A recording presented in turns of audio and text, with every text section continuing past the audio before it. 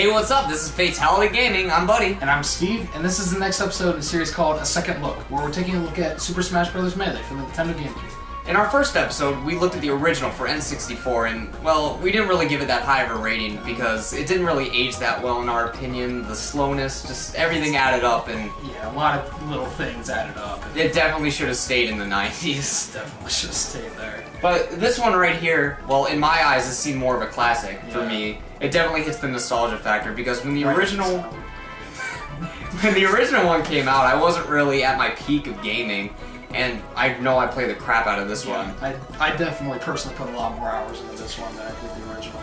Yeah, so this one's going to be set up the same way as our last one. We're going to share some personal memories, look at the overall history, and play the game. For the next one, we're going to duke it out. Duke it out in battle. And hopefully I do a little bit better this time than last time. Hopefully. We'll see. And then we're going to give it a rating and just give an overview. What we think now after playing it. Because how long has it been since you played this one? Yeah, like 2 or 3, because we played Brawl and stuff. So, let's take a look at Super Smash Bros. Melee. Super Smash Bros. Melee is one of the necessary games for the GameCube, featuring an even bigger onslaught of playable characters. On top of the characters from the original, 13 new characters were added into the game. Some of the new characters include Bowser, Peach, Dr. Mario, Falco, Ganondorf, the Ice Climbers, Marth, Roy, Mewtwo, Pichu, Princess Zelda in her alternate form Sheik, Young Link, and one of the first video game characters ever, Mr. Game & Watch. This is the first game in this series that introduced trophies. There are many trophies that you can collect throughout the game to add to your collection.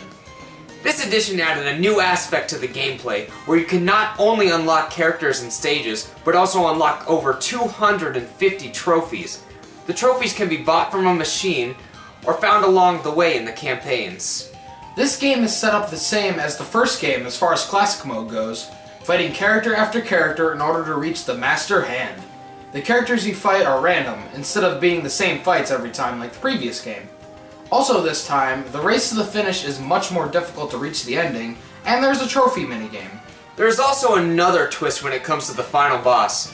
If you reach Master Hand without using a continue and the difficulty is medium or higher, Master Hand's clinically insane twin brother Crazy Hand will appear.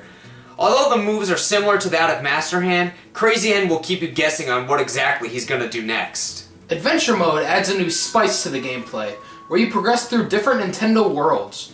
Each level has you finishing a stage, completing an objective, or battling an enemy. At the end of Adventure mode, you battle the famous Nintendo villain Bowser.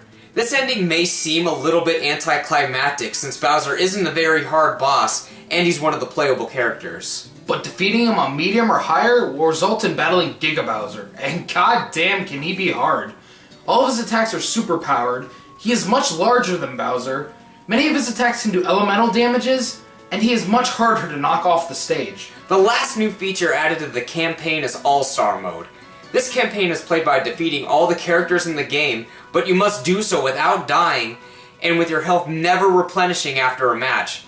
Luckily, there's a hub world with 3 hearts to heal you, but that's all the healing you're gonna get in this mode. Another new feature is Event Mode, where you complete different stages with unique objectives. The difficulty in this mode can range from absurdly easy to fucking impossible.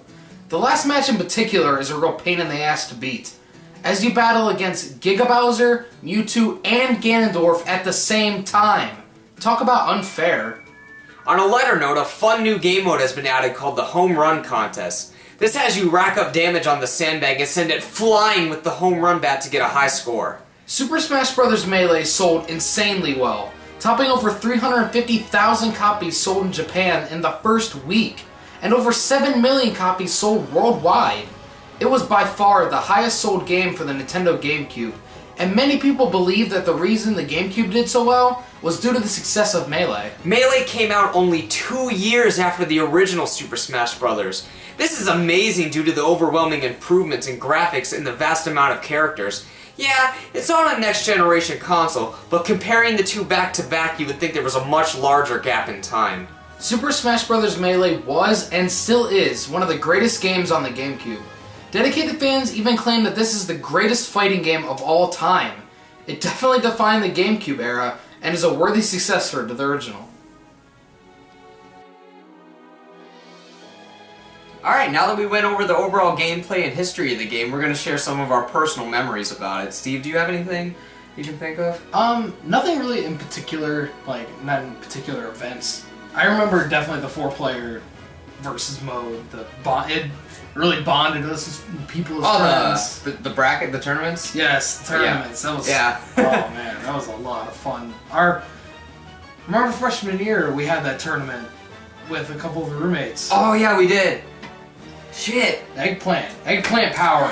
Ice climbers fucking destroyed everyone. Bad. Oh. It was a slaughter. Okay. Do you remember anything in particular? I'm trying to think. Oh, I remember. Remember when we first moved in? Okay, for those of you that don't know, me and Steve are roommates. Yeah. Just so you know. Okay, remember when we first moved in together and we did the Master Hand? Yes, I do! Oh my god. Okay, but those of you that don't know out there is a cheat where you can unlock the Master Hand, and it is really tedious. Oh my god. And it's not worth the payoff, but for curiosity's sake, you can go ahead and try it, but... It was like an hour of pushing 3 buttons over and over. We might actually have to do that. Yeah, there might be a special in your treat. future, there might be a special treat of us trying to get the Master Might Hand. see the Master Hand. And yeah, other than that, just me and my brother trying to unlock all the characters. Yeah. We actually didn't know how to do all of them, so we had to get the fucking the strategy guide. Because we didn't know how to get Falco. Oh yeah. Because you had to do like 100-man melee, and that's a pain in the fucking ass. That's, I was just Donkey Kong and fucking... Do the pound over and over. Yeah. Well, you gotta do it. You gotta do what you gotta do, you know? Alright, so with that, I say, let's battle it out here. Let's duke it out.